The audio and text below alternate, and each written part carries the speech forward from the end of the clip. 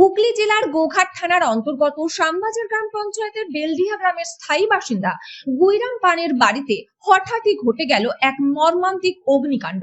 আগামীকাল রাত আনুমানিক 8টা নাগাদ আচমকাই তার বাড়িতে বিধ্বংসী আগুন লাগে। প্রাথমিক অনুমান বৈদ্যুতিক শর্ট সার্কিট থেকেই এই অগ্নিকাণ্ডের সূত্রপাত। আগুনের লেলিহান শিখায় মুহূর্তের মধ্যেই ভস্মীভূত হয়ে যায় বাড়িতে থাকা খাবার, জামা কাপড় সহ যাবতীয় গুরুত্বপূর্ণ নথিপত্র। সবকিছুই হারিয়ে সর্বশান্ত হয়ে পড়ে পরিবারটি। একেবারেই খাবার জোটার মতো অবস্থাও আর অবশিষ্ট নেই। আগুন গ্রাস করেছে তাদের জীবনের সব সম্বল। খবর পেয়ে দ্রুত ঘটনাস্থলে পৌঁছায় দমকল বাহিনী। দীর্ঘ চেষ্টার পর আগুন নিয়ন্ত্রণে আসে। পাশাপাশি বদনগঞ্জ বিট হাউসের এসআই প্রীতম দাসের তত্ত্বাবধানে পুরো পরিস্থিতি সামাল দেওয়া হয়। তিনি জানান, উদ্ধার হওয়া যাবতীয় কাগজপত্র গুইরাম পান ও তার পরিবারের হাতে ফিরিয়ে দেওয়া হবে এবং প্রশাসনের তরফ থেকে সব রকম সহযোগিতা করা হবে। এই ভয়াবহ ঘটনার পর ক্ষতিগ্রস্ত পরিবারের পাশে দাঁড়ানোর জন্য সমাজের সকল মানুষের কাছে মানবিক আবেদন জানিয়েছে ক্রাইম প্রেস বেঙ্গল নিউজ। মানুষের পাশে মানুষ দাঁড়ালেই আবার ঘুরে দাঁড়াতে পারবে এই পরিবারটি, এমনটাই আশা করা যাচ্ছে। হুগলি জেলার গোঘাট থেকে কৃষাণু গাঙ্গুলির সাথে অতনু পাঞ্জা report, crime press Bengal news. আমি এই মুহূর্তে দাঁড়িয়ে আছি হুগলি জেলার গোঘাট থানার অন্তর্গত বেলডিয়া গ্রামে গুইরাম পানের বাড়িতে। গুইরাম পান খুব দরিদ্র মানুষ, যিনি খেটে খায়, সারাটা দিন পরিশ্রমের পর সংসারে কিছু আনেন খাবারের জন্য। হঠাৎই দুর্ঘটনাবশত ওনাদের অনুমান, যেটা ইলেকট্রিক এর কারণেই এই বাড়িতে কালকে রাত ঠিক 8টা নাগাদ আগুন লেগে যায়। সর্বশান্ত হয়ে পড়েন গুইরাম। ছিল কাগজপত্র, নথিপত্র, টাকা, জামা কাপড়, খাবার। সেই খাবারটুকু অবধি ওনাদের যে রাতের খাবার, সেই খাবারটাও পুড়ে যায়। সাথে সাথে ওনারা সারা রাত উপবাসে থাকেন। এবং আমি দেখাতে বলবো আমার ক্যামেরা পার্সনকে কিভাবে এই বাড়িতে আগুন লেগেছে এবং কি ক্ষতি হয়েছে সেটা আমি একটু তুলে ধরছি ক্রাইম প্রেস বেঙ্গল নিউজের পর্দায়। ক্রাইম প্রেস বেঙ্গলের পক্ষ থেকে সামাজিক মানবিক মানুষদেরকে একটাই অনুরোধ, এই দুর্ঘটনার সময় যে মানুষ পাশে দাঁড়িয়েছেন, আমরা ওনাদের কাছে আরো বার্তা দিতে চাই, সাধারণ মানুষের কাছে বার্তা দিতে চাই, যাতে এই হতদরিদ্র পরিবার দুর্ঘটনার মুখে পড়েছেন এবং প্রচুর পরিমাণে ক্ষয়ক্ষতি হয়েছে, তাদের পাশে দাঁড়িয়ে মানবিক দিক, মানবিক মুখ যেন ওনারা তুলে ধরেন এবং ওনাদের জীবনকে আরো যেন সুন্দরভাবে গড়ে তোলা যায় সেই ব্যবস্থাও করেন। এই অনুরোধ আমি চাইবো প্রতিটা মানুষের কাছে পৌঁছে দিতে আমাদের চ্যানেলের মধ্য দিয়ে। আপনারা আসুন এবং সহযোগিতা করুন, যাতে ওনারা দুমুঠো খেতে পারেন, বাসস্থানটাকে ঠিকমতো গড়ে তুলতে পারেন। বেলডিয়া থেকে কৃষ্ণ গাঙ্গুলির সঙ্গে অতনু পাঞ্জা report, crime press Bengal news.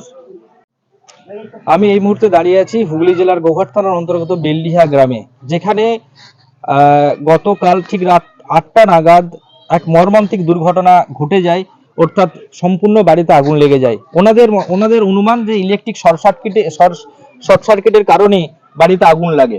ক্ষতিগ্রস্ত হয় সমস্ত রকম জিনিস, গুরুত্বপূর্ণ নথিপত্র থেকে শুরু করে জামা কাপড় এবং খাবার। ওনাদের রাতের যে দুমুঠো খান খেয়ে রাত্রে শুতে যান এই দরিদ্র পরিবার, দিন এনে দিন খাওয়া পরিবার, তো ওনাদের সেই ভাত বা খাবারটুকু পুড়ে ছাই হয়ে যায়। আমি প্রতিটা মানুষের কাছে একান্তভাবে অনুরোধ করব ক্রাইম প্রেস বেঙ্গলের পক্ষ থেকে, আপনারা পাশে আসুন, পাশে দাঁড়ান, পরিবারের পাশে দাঁড়ান এবং ওনাদের সচ্ছল জীবনে ফিরে আসার জন্য আপনারা যথাযোগ্য সহযোগিতা করুন। এই ছবি দেখাচ্ছে আমরা ক্রাইম প্রেস বেঙ্গল নিউজের পর্দাতে। বেলডিয়া থেকে কৃষ্ণ গাঙ্গুলির সাথে অতনু পাঞ্জা report, crime press Bengal news. দেখুন, আমি কালকে ছিলাম না, দলীয় কাজে কলকাতা গিয়েছিলাম। রাত্রে খবর পাওয়ার পরই এখানে যে উপপ্রধান, ওনার সঙ্গে যোগাযোগ করি, ওনাকে বলি যে তুই ওখানে যা এবং যত রকম সাহায্য করার কর, আমি গিয়ে পৌঁছাচ্ছি। আমি কাল রাত্রের দিকে ফিরেছি, ভোরের দিকে সকালবেলা আসলাম, এদের খাওয়া দাওয়ার জন্য চাল ফালে কিছু ব্যবস্থা করলাম, কিছু তিরপলের ব্যবস্থা করলাম। দেখছি সোমবার দিন আরও কিছু ব্যবস্থা করে দেওয়া যায় কিনা। যতটা পারবো গ্রাম পঞ্চায়েত ওদের পাশে লাগবে। আপনার পরিচয়? প্রধান শ্যামবাজার গ্রাম পঞ্চায়েত, প্রভাত কুমার গোস্বামী। আপনি সাধারণ মানুষ বা প্রতিবেশী হিসাবে এই যে বিধ্বংসী আগুনে ক্ষতিগ্রস্ত বাড়ি ঘর সবই তো পুড়ে গেছে, আপনি কিভাবে পাশে দাঁড়াতে যাচ্ছেন বা কি বলতে যাচ্ছেন? আমি তো এটা প্রশাসনের কাছে আবেদন করব যে বিরাট অসহায় মানুষ, আমি রোজ খাই, কিছু কিছু করে জমিয়ে যা শুনলাম যে টাকা পয়সা থেকে আরম্ভ করে সমস্ত নথিপত্র পুড়ে ছাই হয়ে গেছে।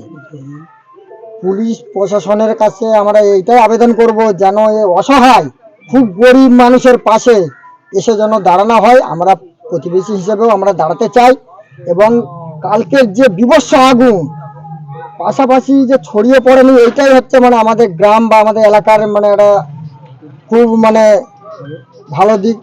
তা নাহলে যা অবস্থা, কালকে তো কেউ ঠেসতে পারা যায়নি, এমন অবস্থা হয়েছে। তো কাল সারা রাত বাইরে পড়েছিল, এটা আমরা আবেদন করব প্রশাসনের কাছে, যেন একটা বাড়ি, একটা মাথার উপরে ছাদ যেন ব্যবস্থা করে দেয়। আপনার পরিচয়? আমার পরিচয়, আমি কমিউনিস্ট পার্টি, ভারতীয় কমিউনিস্ট পার্টি মার্ক্সবাদী সিপিএম এর নেতৃত্ব, গোঘাট 3 নম্বর এরিয়া কমিটির সদস্য এবং শ্যামবাজার অঞ্চলের দায়িত্বপ্রাপ্ত নেতৃত্ব। পাটা যে লক্ষ্মীর ভান্ডার টাকা পেত, সেটাও ওরা বাক্সের মধ্যে রাখতো ছেলে মেয়েদের ভবিষ্যতের জন্য। কারো 80,000, কারো 85,000, কারো 50,000, এইরকম টাকা পয়সাগুলো ওরা বাক্সের মধ্যে, কাপড়ের মধ্যে লুকিয়ে লুকিয়ে রাখতো। ছেলেদের ভয়ে ওরা লুকিয়ে রাখতো।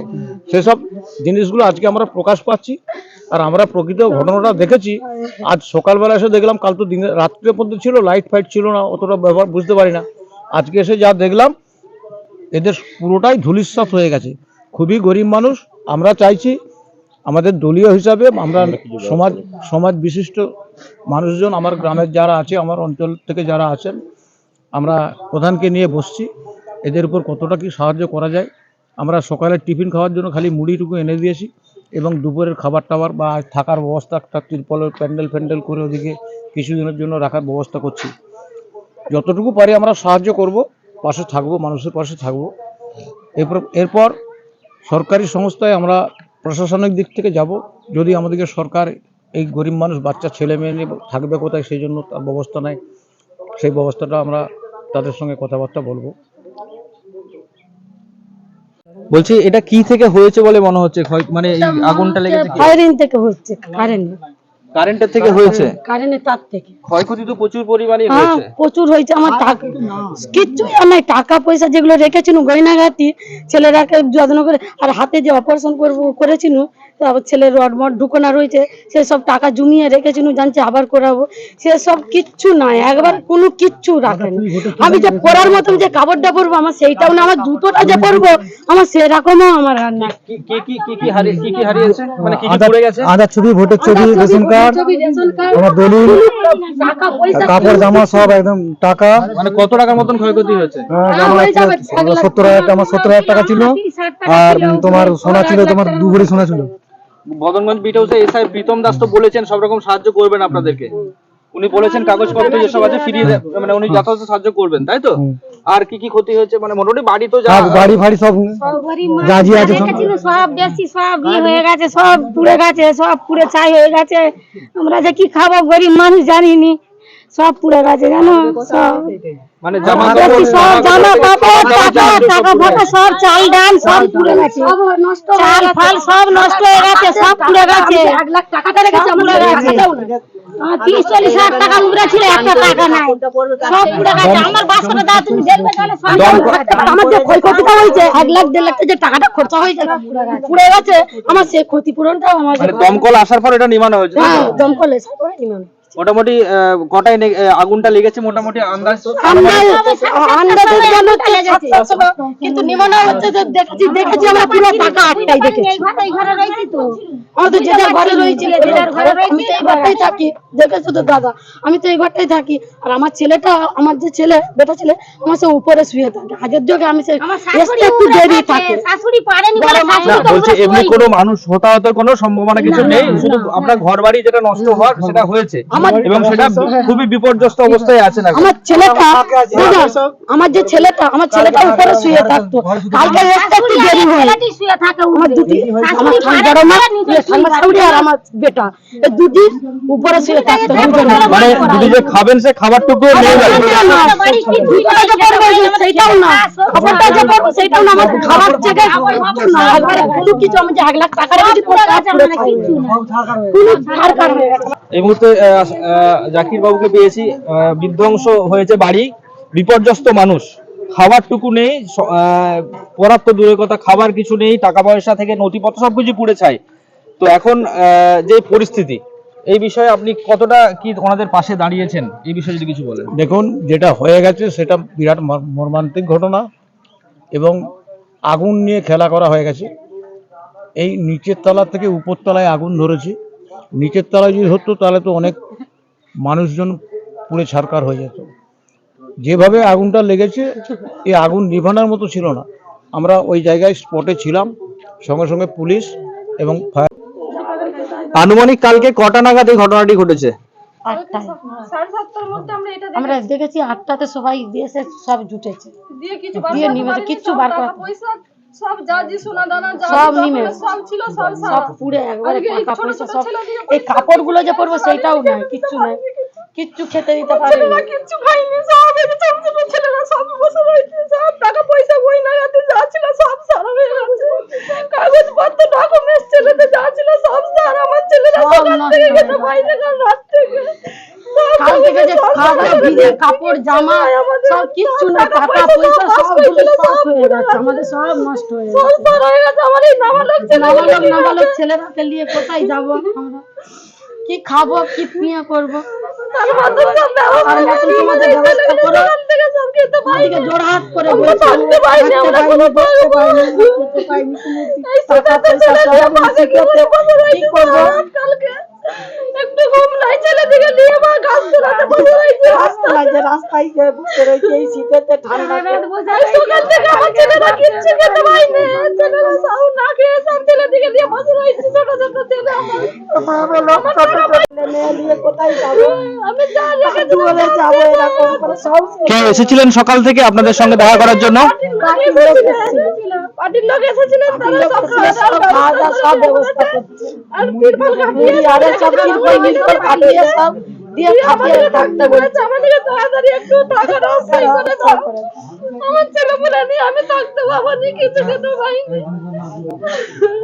চালমানি পূজা গোল্ড, মিনিকেট, রত্না, স্বর্ণ 10 আর দুধের স্বরের বিশুদ্ধতা। একবার খেলেই বুঝবেন আসল স্বাদ। MS তারা শঙ্করী অ্যাগ্রো প্রোডাক্ট, বিশ্বাস আর গুণমানের নাম। যোগাযোগ করুন 7001192179 আমাদের ঠিকানা বাজে কুমারপুর, মাধবদেহি, পূর্ব বর্ধমান 713427। পূজা গোল্ড, প্রতিদিনের পাতে সোনার স্বাদ।